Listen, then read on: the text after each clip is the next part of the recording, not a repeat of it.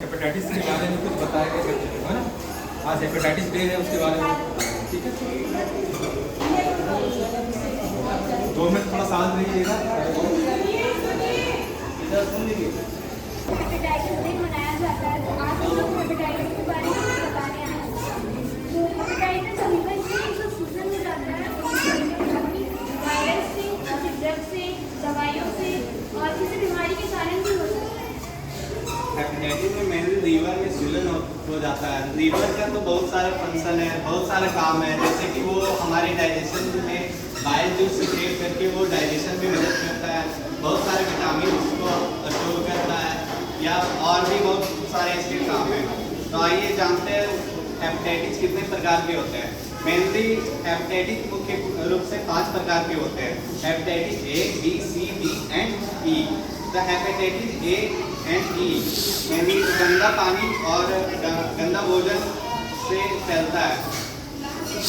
B hepatitis B and C blood के through फैलता है। ब्लड किसी कट जाने से, कहीं बॉडी में कट लग गया, ब्लड के थ्रू फैलता है, या फिर नीडल वगैरह साफ किंग अगर एक से शेयर करने से यूज फैलता है। और अगर रीड कर रहे मतलब दाढ़ी वगैरह बनाने वाला शेयर कर रहे हैं, उससे भी फैलता है। तो वो अगर ये सब शेयर नहीं करेंगे। और सुरक्षित यौन संबंध से भी हेपेटाइटिस बी जो है फैलता है, ठीक है। कोई भी यूज किया हुआ शरीर आता है, उसको यदि कोई दूसरे पर्सन यूज करते हैं, उसको हेपेटाइटिस है, उसको भी हो सकता है हेपेटाइटिस फैले। या फिर जो खून चढ़ा रहे हैं उसका प्रॉपर तरीके से जांच नहीं होता है, तो इस केस में भी हेपेटाइटिस हो सकता है। हेपेटाइटिस के लक्षण जानते हैं। सबसे पहले बुखार आना, दूसरा फैटिग, तीसरा थकान होना, चौथा अकबकाहट होना, उल्टी आना, जॉन्डिस, आंखों का पीला पड़ जाना, शरीर का पीला पड़ जाना, पेल स्टूल, लैट्रिन वाले कटिंग होना, एब्डोमेन पेन, पेट में दर्द होना, ये सारे लक्षण नजर आते हैं हेपेटाइटिस में। तो आइए जानते हैं इसका बचाव क्या है।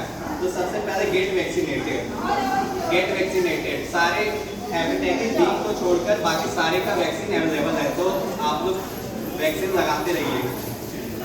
Drink safe water and eat hygiene food, शुद्ध भोजन खाइए, शुद्ध पानी पीजिए।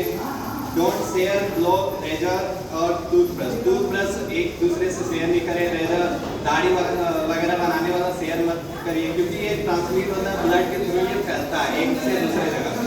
और तीसरा प्रैक्टिस सेफ सेक्स का यूज कर, कॉन्डम वगैरह का यूज करना है। गेट टेस्टेड, अगर आप लोग को ये सब लक्षण नजर आती है तो जाके टेस्ट करवाएं। लीवर टेस्ट, एलएफटी टेस्ट करवा सकते हैं, और भी बहुत सारे।